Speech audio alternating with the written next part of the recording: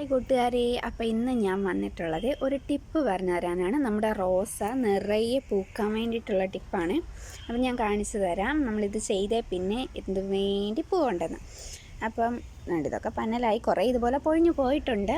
വേണ്ടേ കണ്ടോ, എത്ര പൂവുണ്ടെന്ന് നിങ്ങൾ തന്നെ നോക്കിക്കോ. ഒരുപാട് മൊട്ടും ഒക്കെ ഉണ്ട്. നിറയെ താഴെയാണ് നട്ടു കൊടുത്തിരിക്കുന്നത്. ചട്ടി നടുമ്പോൾ ഇത്ര ബുഷായിട്ട് വരണമെങ്കിൽ നമ്മൾ ഒരുപാട് മുറിച്ച് വിടണമല്ലോ. അതുകൊണ്ട് താഴെയാണ് നട്ടിരിക്കുന്നത്. നന്നായിട്ട് കുഴിയെടുത്ത് അതിൽ ചാണകപ്പൊടിയും അതുപോലെ കമ്പോസ്റ്റും പിന്നെ കുറേ കരിയിലയും ഇട്ടിട്ട് അതിൻ്റെ അകത്ത് നമ്മൾ ഇറക്കി വെച്ച് കൊടുത്ത് നട്ടതാണിത്. അങ്ങനെ കിളിപ്പിച്ചതാണ്. ഇപ്പോൾ ഇത് എന്താ ഇങ്ങനെ നിറയെ പൂക്കുന്നതെന്ന് വെച്ചാൽ നമ്മൾ മുറിച്ച് വിടണം.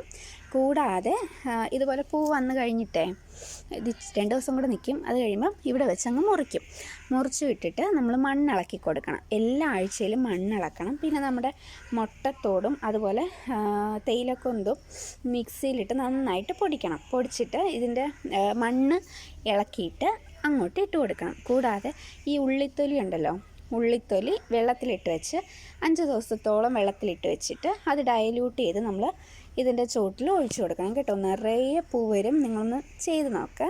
പിന്നെ ഒരു ടിപ്പ് പറഞ്ഞുതരാം. നമ്മുടെ ഓറഞ്ചിൻ്റെ തൊലി ഉണ്ടല്ലോ, ഓറഞ്ചിൻ്റെ തൊലി ആണെങ്കിൽ വെള്ളത്തിൽ ഇട്ട് വയ്ക്കണം. 3 ദിവസം വെള്ളത്തിലിട്ട് വെച്ചിട്ട് അത് ഡയല്യൂട്ട് ചെയ്ത് ഒഴിച്ചു കഴിഞ്ഞാൽ ഏത് പൂക്കാത്ത റോസയാണേലും പൂക്കും കേട്ടോ. നിങ്ങളൊന്ന് ട്രൈ ചെയ്ത് നോക്കണേ. അപ്പം നിങ്ങൾക്ക് ഈ വീഡിയോ ഇഷ്ടമായാൽ ലൈക്ക് ചെയ്യാനും ഷെയർ ചെയ്യാനും നിങ്ങളുടെ അഭിപ്രായങ്ങൾ കമൻറ്റ് വഴി അറിയിക്കാനും മറക്കരുതേ. Thank you for watching.